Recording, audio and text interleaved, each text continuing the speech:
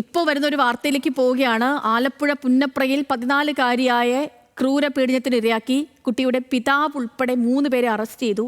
2 വർഷമായി കുട്ടിക്ക് ലൈംഗിക പീഡനം അനുഭവിക്കേണ്ടി വരുന്നു എന്നാണ് വിവരങ്ങൾ വരുന്നത്.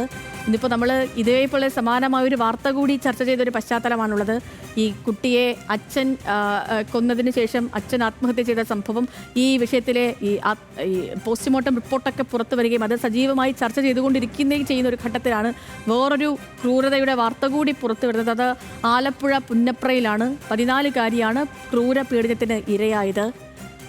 പിതാവ് ഉൾപ്പെടെ 3 പേരെയാണ് ഈ വിഷയത്തിൽ അറസ്റ്റ് ചെയ്തത്. മാത്രമല്ല, കുട്ടി 2 വർഷമായി കൊടിയ ലൈംഗിക പീഡനത്തിന് ഇരയായി എന്നാണ് കണ്ടെത്തൽ. അമൽ വിവരങ്ങളുമായി ചേർന്നുണ്ട്. അമലെ, വിവരങ്ങൾ എങ്ങനെയാണ്?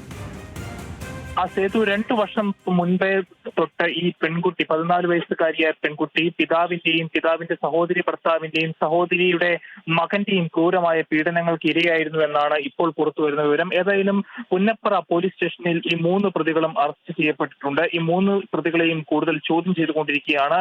2 വർഷമായി തുടരുന്ന ക്രൂരമായ പീഡനത്തെ തുടർന്ന് സഹികെട്ടാണ് പെൺകുട്ടി ബന്ധുവായിട്ടുള്ള സുഹൃത്തിനോട് വിവരത്തെക്കുറിച്ച് പറയുകയും ഈ പീഡന വിവരം ഈ ബന്ധു അറിയുകയും തുടർന്ന് പോലീസിനെ അറിയിക്കുകയുമായിരുന്നു.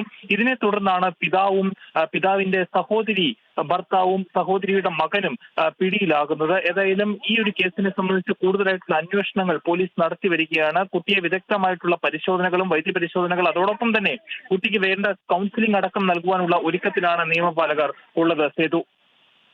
ഓക്കെ അമൽ, ശരി. അമൽ സുരേന്ദ്രനാണ് ആലപ്പുഴയിൽ നിന്ന് വിവരങ്ങൾ നൽകിയത്.